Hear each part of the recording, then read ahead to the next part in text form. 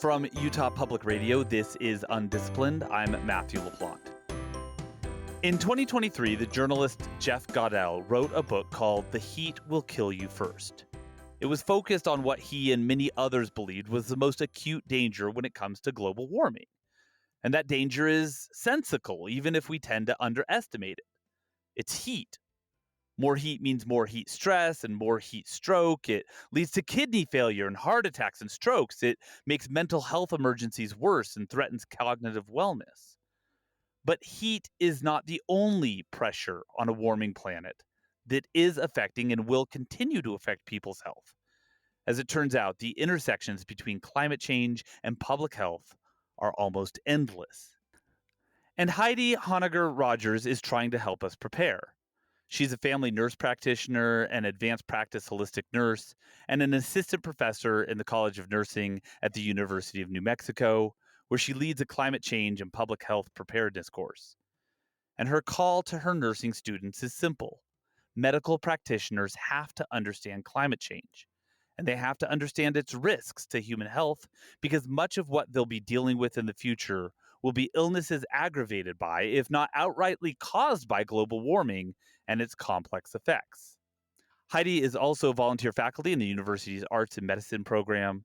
She's a committee chair in the Doctor of Nursing program and is a member of the leadership team for the Accelerating Resilience in Drylands Institute, where she helps integrate public health principles into the interdisciplinary work of a center dedicated to increasing the ability to anticipate, prepare for, and respond to the risks of climate warming in arid environments. Heidi Honegger Rogers, welcome. Oh, thank you, Matthew. It's so nice to be here. Heidi, you've worked in primary care and rural health for 25 years, but you spent the majority of your career in addiction care. What drew you to that field and what kept you there for so long? Yeah, I had an opportunity to start as a nurse practitioner in 1998, working at our local federally qualified community health center that was serving people who were experiencing homelessness. And I got really interested in how we provide healthcare services outside of normal systems and ways that folks who can't get transportation, folks who can't keep and make appointments. I started working on the streets and providing healthcare with people who were, unfortunately living out in really, untenable ways. I got really interested in also helping people, address their addiction. I ended up working with people who had addiction, all kinds of addiction, within context of primary care for most of my career. It seems like very hard work. I'm sure there are a lot of successes, but there's a lot of heartache in addiction medicine. Yeah, for sure. And I think the thing that's the hardest is working with people who are really trying to move away from drug use, and invariably relapse is part of that process. And when you are addicted to heroin or opiates and you relapse, oftentimes accidental overdose is something that can happen. And I think the biggest heartbreaks for me were losing patients. And with tears in my eyes, I can see the faces of people that I really worked with beautifully for so many years. A, a few years ago, something moved you and you shifted focus. What Yeah. happened? Yeah. So, I've always been, so I grew up in New Mexico. So I'm a first generation New Mexican, and New Mexico is at the tail end of the Rocky Mountains. We have beautiful high desert. We have beautiful mountain ranges, pine trees, pinon, junipers, cottonwoods. As a person, I've always felt really connected to nature. And as our nature has changed from development and land use decisions, wildfires that we've had, shifts in climate, I have personally experienced the sadness of being with places that I've loved and seeing how nature is getting more and more challenged, and how our nature spaces are changing. I got to the point where I was losing a lot of sleep about the environment and climate change. I was also working, losing a lot of sleep. There's a theme here. I was just losing lots of sleep about stress from work and kids and what was going on with the planet. And I thought I might want to try to align all of these things and just lose sleep around one thing. Um, so, so that's my story. So you start out in addiction medicine, you move to climate health impacts. So Heidi, are you just like drawn to heartache?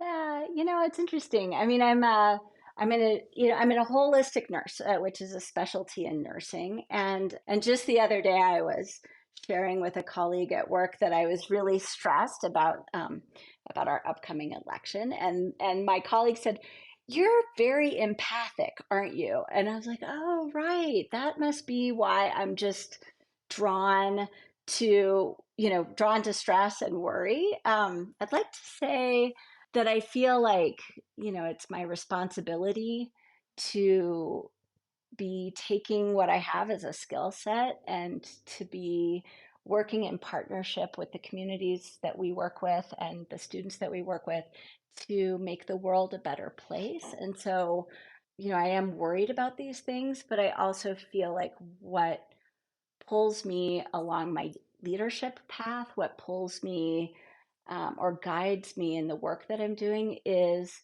heartbreaks that I really care about. You experienced a lot of worry yourself about climate change and impending impacts to our world.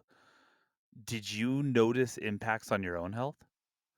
Yeah, so certainly, I think for me, I have asthma. I have always noticed that my respiratory health was worse in the spring and the early summer, which is when we have our fire season. I notice that my asthma is worse when I'm in the city versus when I'm out in the country a little bit more, out in the mountains. So I've always felt it in my lungs, really. And so, yeah, that. And I've certainly seen health impacts from climate change in my practice. To understand climate health impacts, you really have to understand a bit about climate change. And so you spent a few years kind of drinking from a fire hose on that subject, learning as much as you could. I'm interested in what struck you about the process of learning a subject that was quite a bit different from your decades of experience and expertise as you were, learning the physics of climate science and the chemistry of climate science. Like what, Mhm. because this is different than nursing. Yeah, Matthew, that is a fantastic question.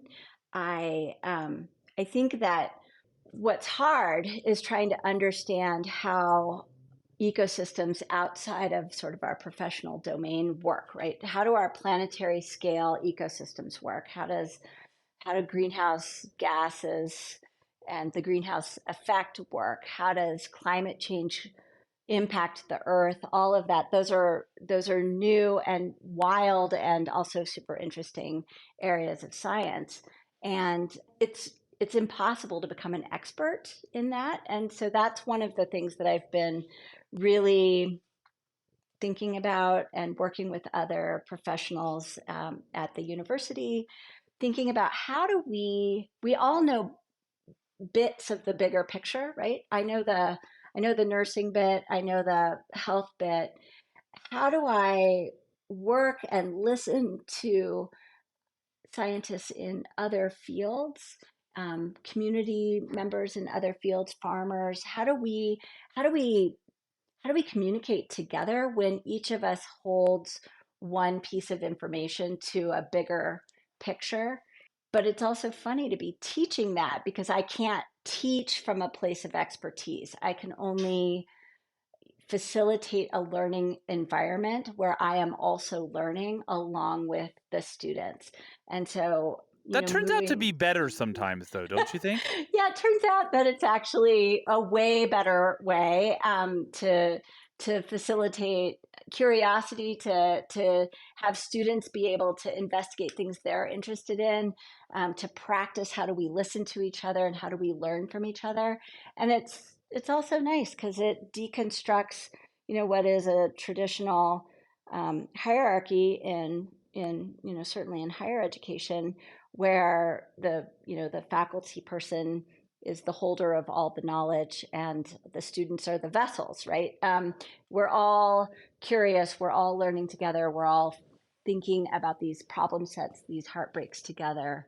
So let's talk about some of these climate health connections.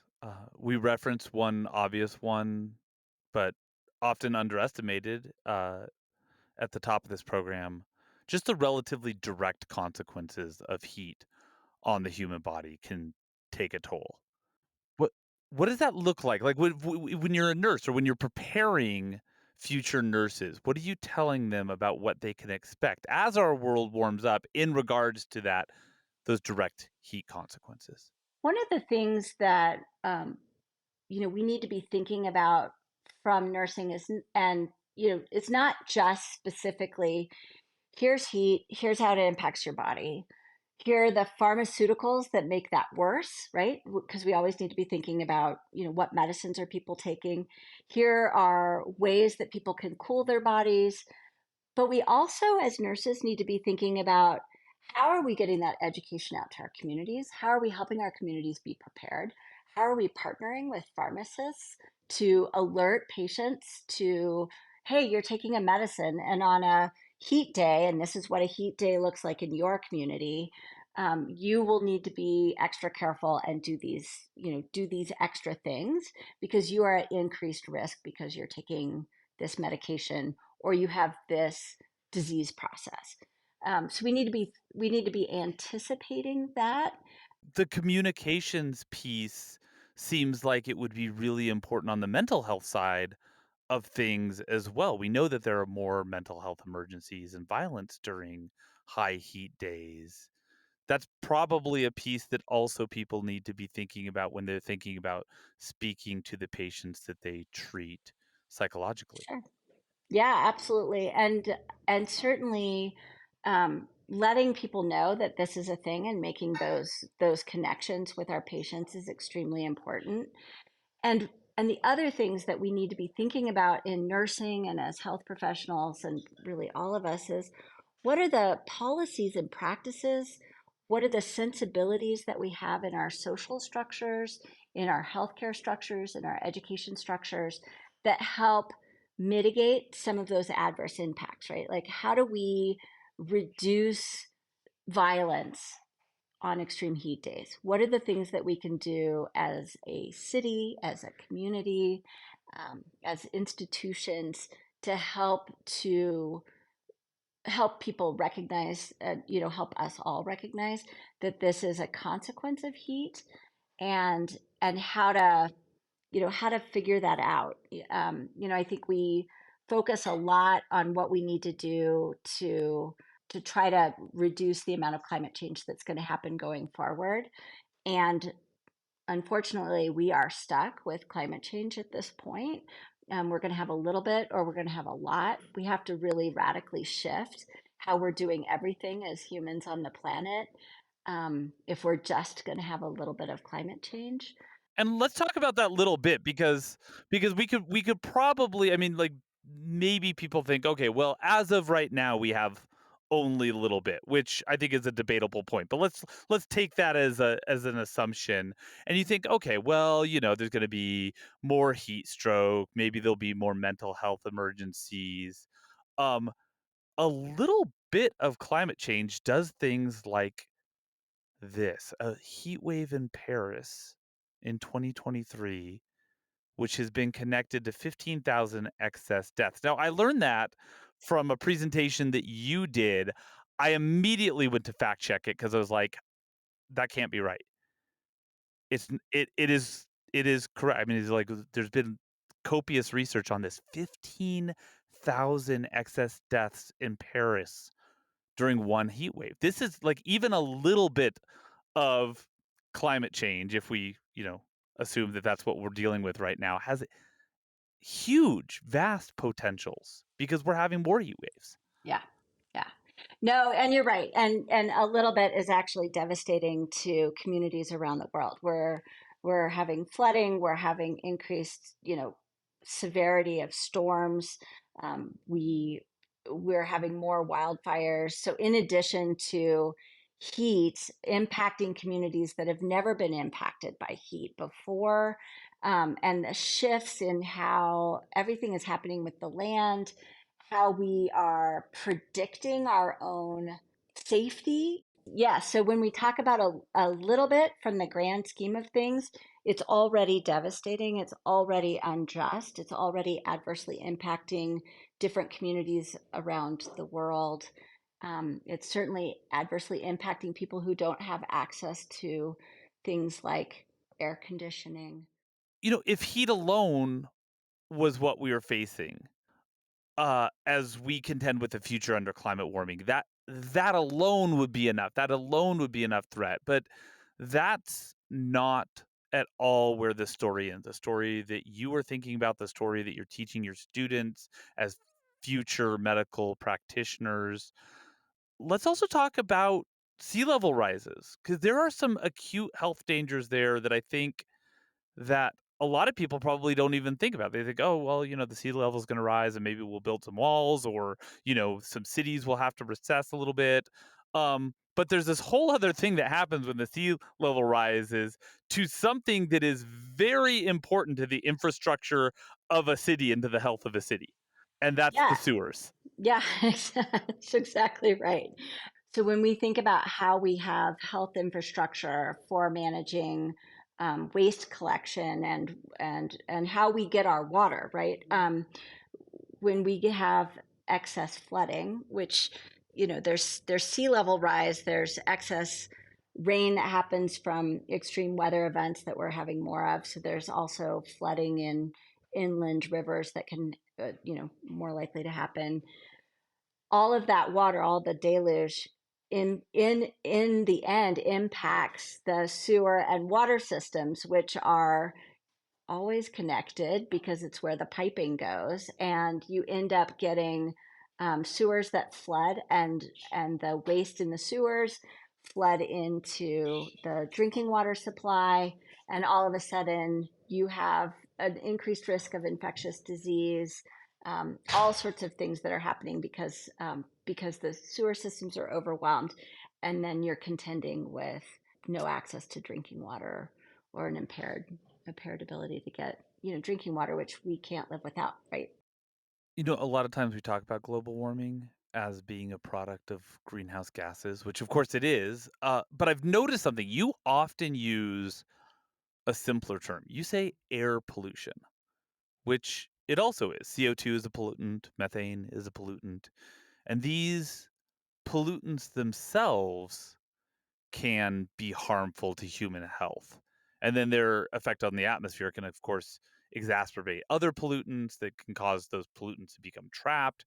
And so air pollution is another major public health concern in a warming world. So we have like physiological impacts of heat now, we have flooding sewers, and then greater air pollution, which, tying back to your history with asthma, has got to be really, really disconcerting and scary because what happens on high pollutant days. And then there's this whole other aspect of this that is mental health. We're already seeing a lot of climate anxiety. You talked about facing climate anxiety yourself. There's also a lot of emerging research and appreciation for solastalgia, which is the sadness and sometimes it really intense and depressive sadness that we feel when the nature around us is lost. There's a lot to take in for somebody who wants to start a career in the medical field and is looking at a career that's going to last them decades upon decades of like things that they are going to see and face. One of the things that I feel is important as an educator and for the next generation of health professionals that are moving with this is that it's actually important to acknowledge, right? We are experiencing grief. We It's okay to talk about these things. It's okay to be sad and angry. It's okay to have that. We want to have grief in general, and I say this as a holistic nurse. We want to have grief in community. We want to be able to talk about this with our friends and our family, to share our experiences with grief helps us realize that we are not alone. And that is an important thing that I think nurses and health professionals can really do is listen and also talk about the grief around these things. You teach a class called Climate Change and Public Health Preparedness. And one of the things that I think is important about the way you teach is that you ask your students to take a problem from their own community. You've referred to these as grabbable problems. Why is it important to have a grabbable problem? That is a great question. Grabbable problems are really important, I think, for students to be able to understand how they can actually do something. And so when we think about a problem set from a community that we're familiar with, it gives them an opportunity to understand how they, as health professionals, can really actually move into this work in their day job, right? Like this isn't a field on the side. This is a way of thinking in nursing, in medicine, in pharmacy, in all of the health professions. When you can move into a helping mode, it actually helps to alleviate some of the adverse impacts that a disaster has, right? And climate change is a slowly unfolding disaster. So if we think about it from that framework, when I think when folks can really identify how they are going to have a positive impact, however that whatever that looks like for them, that helps to lighten it up. It doesn't mean that it's going to go away. It just means that it's softer and maybe a little easier to move with. Okay, but still, this is really hard, right? I mean, are there ever days that you wish you were still focused on addiction medicine? Yeah, addiction does seem like way more tackleable at this point. All of those years that I worked with people who were experiencing addiction and worked with communities to try to figure out ways to prevent addiction are coming in handy for how I am addressing and how I'm working with, with these communities to think about not only how do we treat it, how do we reduce health harms from what's currently going on, but how do we co-create new systems that pay attention to what we need to be doing as humans together on the planet to reduce our impact as humans on the environment, which is coming back to hurt us and our health as well. You started this part of your journey because you were feeling anxious about climate change and its effects. You wanted to help your students understand what they're getting into. You have. So, where does that leave you now? Do you feel less worried? Do you feel differently worried? Yeah, I feel energized and connected.